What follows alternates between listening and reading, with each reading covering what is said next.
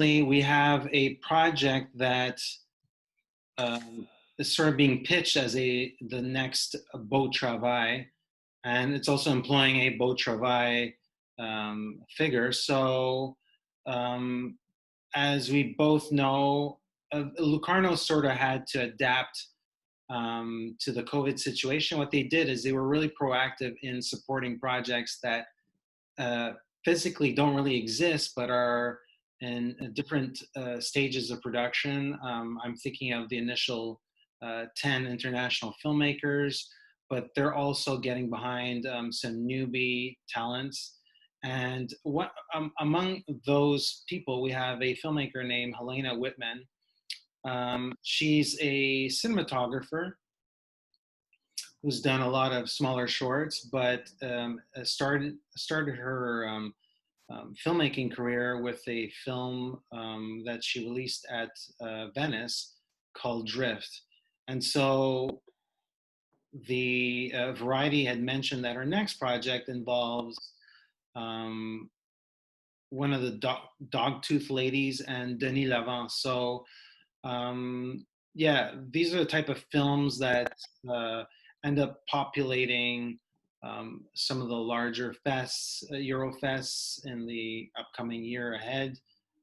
Berlin or maybe Locarno, God knows which one. But yeah, Angeliki Papoulia is going to be one of the faces in a project I feel might be sort of like dependent on a certain lyricism and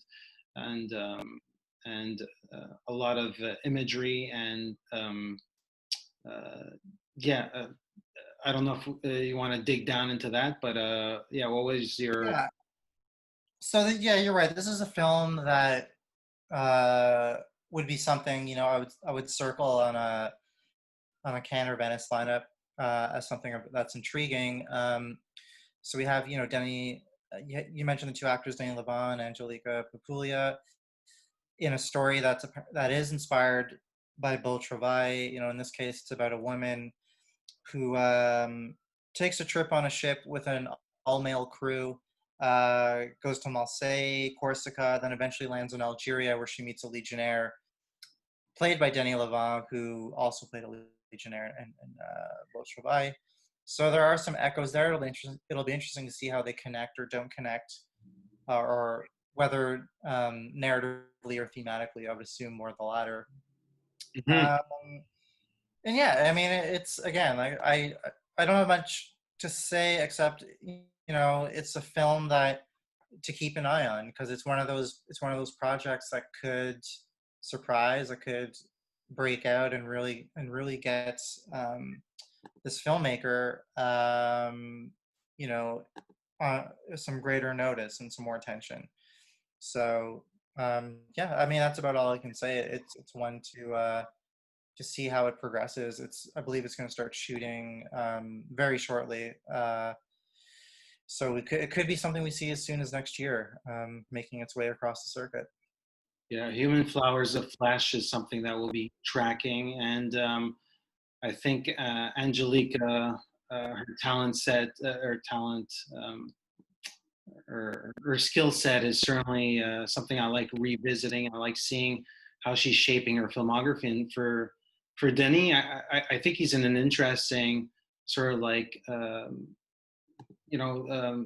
chance. He's touching a lot of projects, including Rick Oliverson's film. He did a Canadian production recently with Maxime Giroux, and so like I like the fact that this very physical actor and very enigmatic actor is becoming a sort of like Udo Kier in a way, but with a little bit more clout, I guess. So definitely something you want to keep an eye on. If it resembles anything to Claire Denis' film. And that wraps up another edition. Thanks for listening and checking us out. I'm Eric Lavallée. I'm editor-in-chief and site owner for IONCINEMA.com. And this is Kevin Jagernauth, contributing writer for the playlist. And together we are IndieSponge.